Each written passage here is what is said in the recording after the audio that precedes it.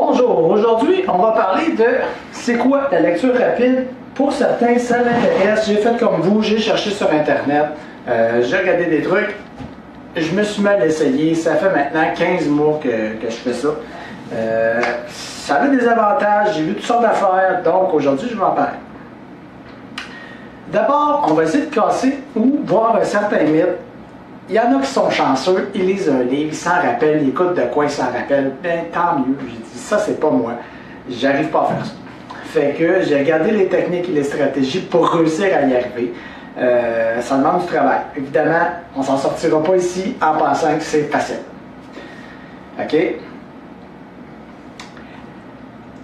Lire vite, c'est pas d'être capable de se rappeler, c'est plutôt d'être capable d'aller chercher de l'information rapidement.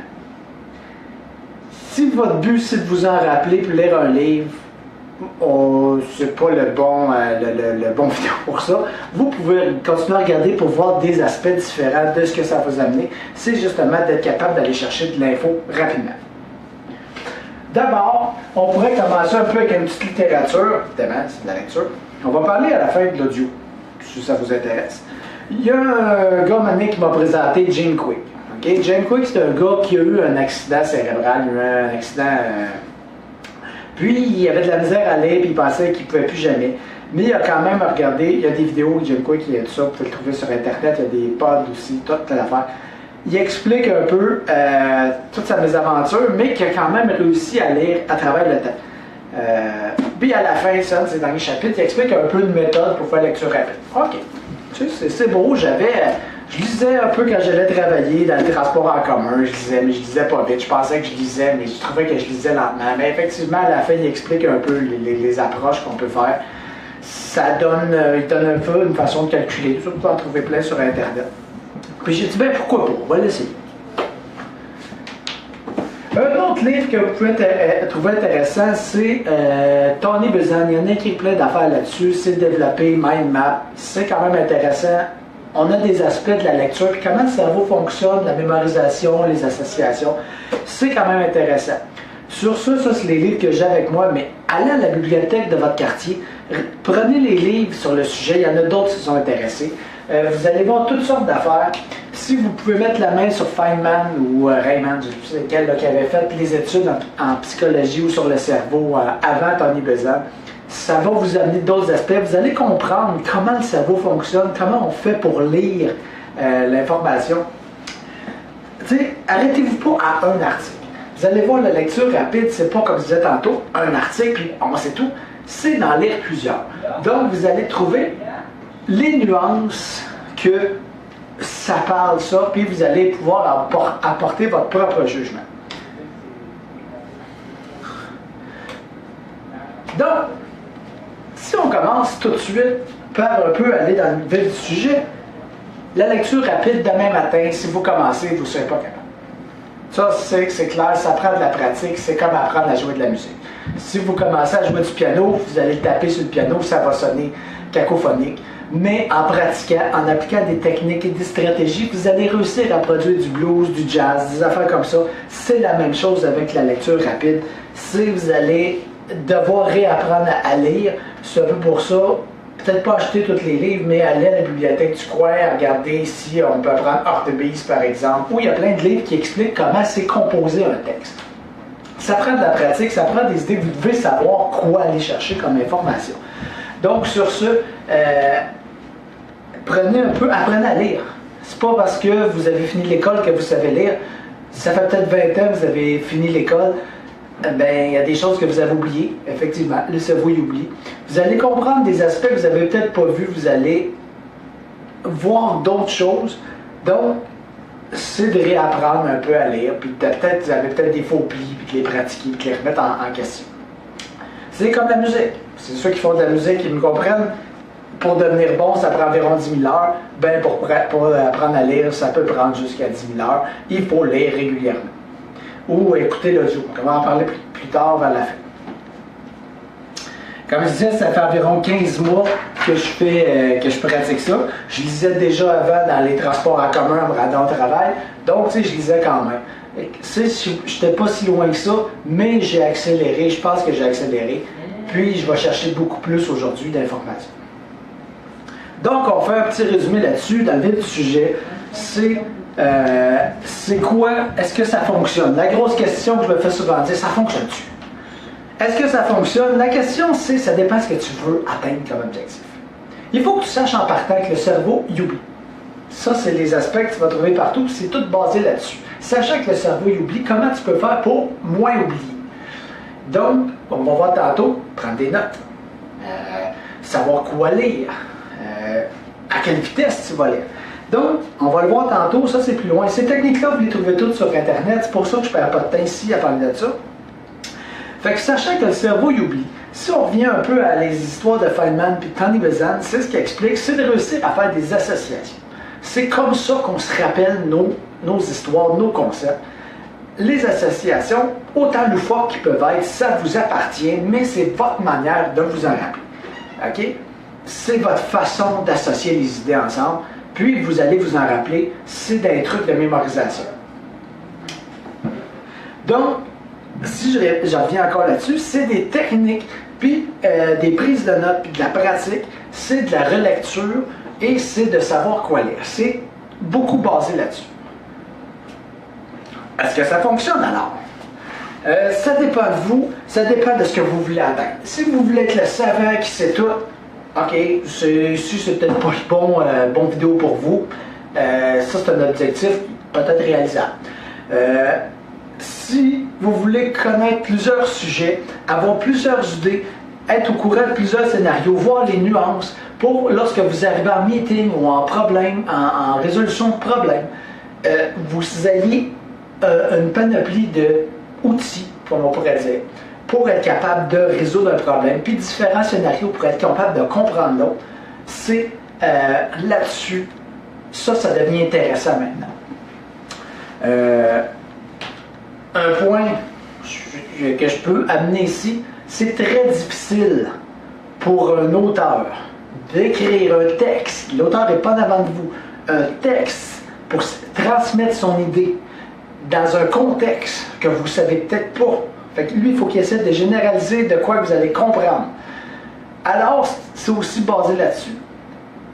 Si tu t'arrêtes à un auteur, tu vas peut-être passer un mois à essayer de comprendre ce qu'il veut dire, alors que tu peux lire 5 auteurs qui vont parler de la même sujet, puis c'est peut-être le 4e qui va te faire comprendre un paragraphe du livre 1. Donc, passez pas un mois à lire un livre, essayez de le lire en dedans d'une semaine, et si vous en lisez 5 dans un mois, vous allez avoir beaucoup plus d'idées que de n'avoir juste lu un que vous allez avoir essayé de comprendre, puis avoir manqué beaucoup. Donc, est-ce que ça fonctionne? C'est un peu, moi je dirais oui. Je vais chercher beaucoup plus d'informations. C'est aussi savoir que ce que je lis aujourd'hui va être différent de ce que je vais lire dans 3 à 6 mois. Parce que ça dépend de l'environnement et des questions que j'ai aujourd'hui puis de ce que je vis aujourd'hui. Dans 6 mois, je vais avoir évolué parce que de un, je vais avoir lu ce livre-là et ça va m'amener à réfléchir. Quand je vais lire l'autre, ça va m'amener à réfléchir à autre chose. Et dans 6 mois, quand je vais le relire, je vais avoir une vision différente de l'approche que l'auteur essaie de m'approcher. C'est pour ça qu'il ne faut pas non plus passer trop de temps sur un livre. Il faut juste avoir des techniques pour lire l'information. OK. Donc, il y a beaucoup d'affaires qu'on voit sur Internet. Est-ce que ça fonctionne? Oui. Vous êtes peut-être habitué de voir les gens qui défilent une page en diagonale, comme on dit, c'est pas ça partout. Okay? Il y en a très peu qui arrivent à faire ça. C'est vraiment lire toutes les lignes, puis c'est de savoir qu'il ne faut pas lire tous les mots, mais lire les idées. Fait qu'on va aller beaucoup plus vite. Et c'est comme ça qu'on a réussi à atteindre des vitesses. Et il ne faut pas avoir peur de leur lire le livre. Tu ne l'as pas compris, tu relis le chapitre. Sachant que ça va vite, tu vas leur lire et ça va aller assez vite. Donc, si je résume un peu, n'oubliez pas, je vais parler de l'audible ou les audios tantôt ou YouTube ou ces affaires-là. Vous allez voir que on se rapproche. C'est à peu près les mêmes idées qui s'appliquent. Donc, si on résume, ce que vous allez trouver sur Internet, quant à c'est quoi la lecture rapide, c'est de la pratique. Il faut lire à tous les jours. Okay? Comme si on joue de la musique, on ne devient pas bon à la musique si on ne fait rien. Il faut se pratiquer. Bon, la lecture, il faut la même chose. Le cerveau, il est paresseux, il va oublier, donc il faut le tenir actif. C'est un point important, l'activité. Donc, la première idée, c'est d'avoir un guide. Nos yeux, ils regardent tout partout, ils sont souvent out of focus. C'est de les faire suivre qu'est-ce qu'on a à lire, de les aider. Lire 15 à 20 minutes max, 1 heure par jour, selon ce que j'ai vu dans la littérature. Au-delà de ça, c'est comme perdu. C'est beaucoup trop pour le cerveau parce que je veux pas, il y a tout un aspect de cristallisation ou de mémorisation, de transférer court terme à long terme.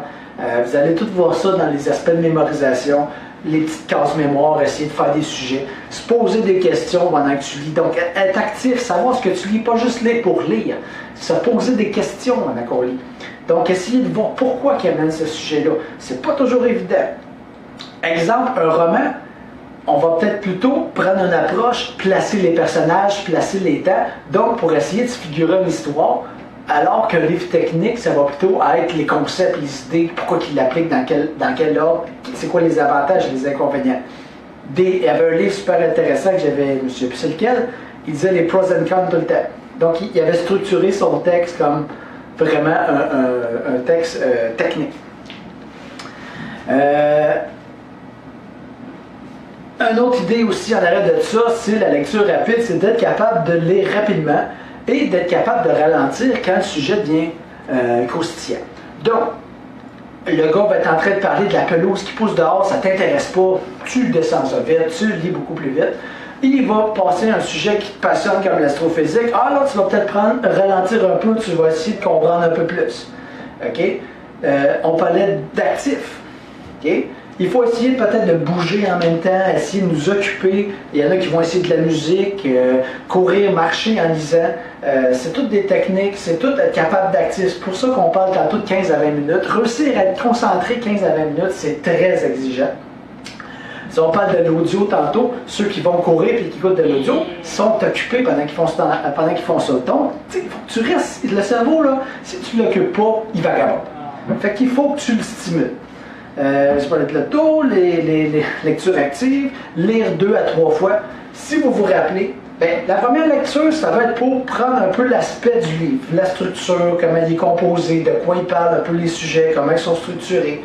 Ensuite, la deuxième lecture, là, tu élimines toute cette surcharge-là, parce que tu connais déjà le livre, le cerveau l'a déjà lu une fois, donc tu vas t'attaquer un petit peu plus. Si tu es capable de la troisième lecture, c'est encore mieux. Puis, j'exagère pas, si vous savez à l'école qu'est-ce qu'on vous suggère de faire, lisez votre livre avant d'aller au cours, écoutez le prof réexpliquer le livre et relisez-le à la fin. Donc, vous faites 3 lectures. Et vous avez appris beaucoup de concepts à l'école. C'est le même principe. Là, vous le faites pour vous-même, donc c'est de lire 3 fois. La troisième fois, ça arrive des fois que je le fais. C'est assez rare. Prendre des notes. Donc, quand vous lisez, vous prenez des notes, donc vous gardez votre cerveau actif, vous êtes en train de lire, vous posez des questions, il y a de quoi qui vous scintille, vous prenez des notes. Les notes vont vous permettre de lire beaucoup plus rapidement par la suite, parce que les notes vont vous donner un genre d'index. Vous lisez un autre livre, vous allez avoir une référence, vous fouillez là-dedans, c'est comme une table des matières ou un index, ça vous permet, mais vous l'avez lu, donc vous pouvez aller plus vite à l'information.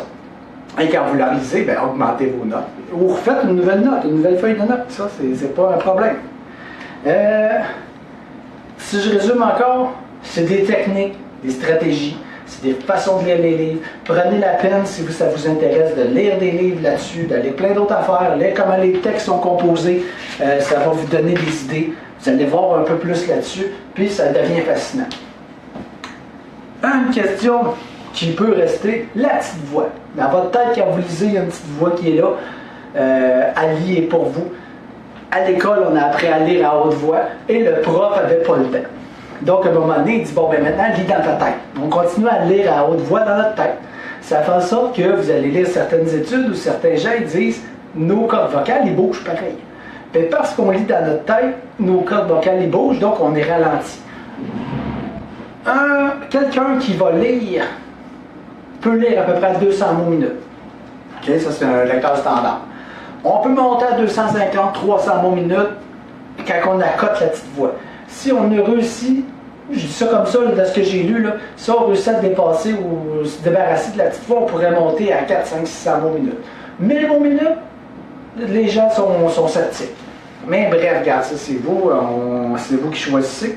Ça dépend de ce que vous voulez lire. Si vous voulez juste scanner un livre, vous allez atteindre du 1000 mots minute, vous ne retenez pas grand-chose. Mais si vous voulez vous concentrer, vous allez lire 2-3 fois, mais vous allez lire peut-être plus à 400 mots minute.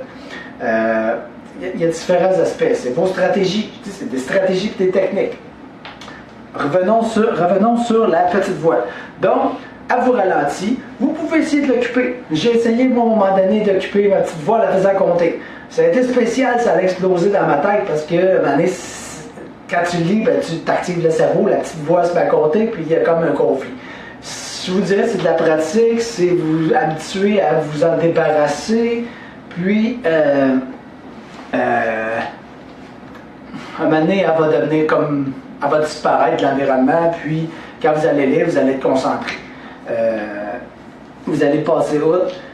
Un aspect qui peut être intéressant aussi, quand on lit rapidement, on ne lit plus tous les mots, on lit des idées, puis en passant les mots, ben, il y a des mots qui rentrent pareil, parce que les yeux voient quelque chose, le cerveau, à un moment donné, il allume, vous allez peut-être pouvoir passer, je mange une pomme, il y a juste le mot pomme qui va passer, il va faire de l'écho dans votre tête. C'est des choses qui arrivent. Donc, faites compter la petite voix, vous pouvez mettre de la musique, vous pouvez la faire chanter, vous pouvez la faire réfléchir à d'autres choses. Il faut l'occuper pour s'en débarrasser. Faut que ça devienne un automatisme, à un moment donné, on s'en rend plus compte, et puis là. Il y en a qui disent que ça a besoin d'être là, il y en a qui disent que ça n'a pas besoin d'être là. C'est à vous à essayer, c'est à vous à voir. Ce qui va paraître étrange, c'est que si vous lisez mot à mot, ou si vous lisez quand même avec la petite voix, vous allez avoir l'impression que le texte s'en rappelle, que vous vous rappelez du texte. Si vous lisez plus la petite voix, donc ça rentre direct dans le cerveau. Ce que je pourrais dire là-dessus, c'est que ça va prendre un certain temps avant que l'information sorte, mais elle va sortir dans vos mots. On disait à l'école, là, explique dans tes mots.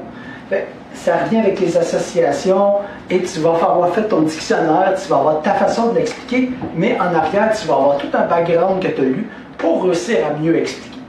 Tu ne seras pas capable d'expliquer le livre au complet comme tu l'as lu, mais tu vas l'expliquer dans tes mots. Un truc intéressant, c'est, je l'ai fait un peu juste pour savoir, c'est mesurez-vous. Il y a des techniques pour mesurer, juste pour voir, pour vous donner un aspect, est-ce que c'est bon, est-ce que c'est pas bon. Ça va vous donner une idée, juste pour le fun. Je l'ai fait pour le fun, je serais maintenant à, je sais pas, à 450 ou des fois 500, 700 mots minute, ça dépend de ce que je lis. C'est bon, c'est pas bon. Je sais que là, ça peut être bon aussi des fois de peut-être aller voir un coach, par exemple, pour voir si effectivement j'ai-tu des affaires que j'ai mal appris. J'ai tout appris par moi-même, donc est-ce qu'il y a des choses que je maîtrise, que je pense que je maîtrise pas, mais que quelqu'un pourrait m'aider. Ça, c'est à vous à décider. Un dernier point, les gens me disent aujourd'hui, oui, on a des audibles, on a des audios, on a des balados, c'est tout ça. Comme je disais tantôt, ça peut fonctionner. Okay? C'est toujours dans le même principe, il faut occuper son cerveau. Si c'est pas assez vite, le cerveau décroche, puis il se met à vagabonder, vous allez perdre l'information. Donc, essayez de le garder actif. Essayez de, si vous courez, vous écoutez vos écouteurs, ok, si vous êtes actif. Si vous pouvez en même temps que vous écoutez prendre des notes, ça va être encore mieux. Donc, vous restez actif, vous restez concentré sur le truc. Plus d'une heure, à un moment donné, vous ne serez plus capable de vous concentrer selon les expériences que j'ai faites. L'écouter 2, 3, 4 fois ou l'écouter plusieurs sur le même sujet. Donc, à un moment donné, ce qui vous intéresse, vous passionne, vous finissez par le comprendre. Donc, faire les deux. La lecture, l'audio, ça peut être bon aussi. Au travail, vous lisez probablement plus souvent que vous écoutez. Si je pourrais dire d'autres. La vitesse. Donc, vous êtes habitué d'entendre parler quelqu'un, vous pouvez peut-être augmenter à 1.5, 1.75.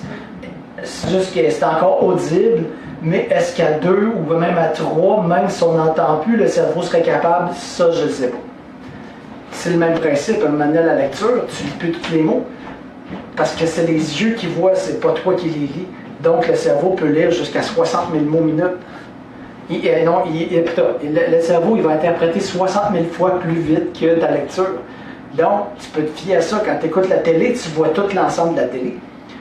Alors, tu lis pas plein de mots, tu lis une image. C'est un peu ça que la lecture essaie de faire. C'est pas de lire des mots, c'est de lire des images, de lire des concepts, de lire des idées. Et là, ça va beaucoup plus vite, ça rentre beaucoup plus. Donc, ça peut fonctionner, je ne l'ai pas essayé. C'est la question. Donc, sur ce, bonne pratique. C'est de la faire à tous les jours. Si vous pouvez commencer demain matin, lire des Sciences et Vie, des National Geographic, juste comme ça, vous les lisez. Puis, essayez de vous donner un défi. Je lis les Sciences et Vie dans une journée, dans une soirée. Vous prenez des petits romans, par exemple, puis vous essayez de les lire dans une journée. C'est toutes des techniques qui existent. Je n'invente pas rien. Je donne juste un peu mes expériences. Donc, bonne lecture ou bonne audio.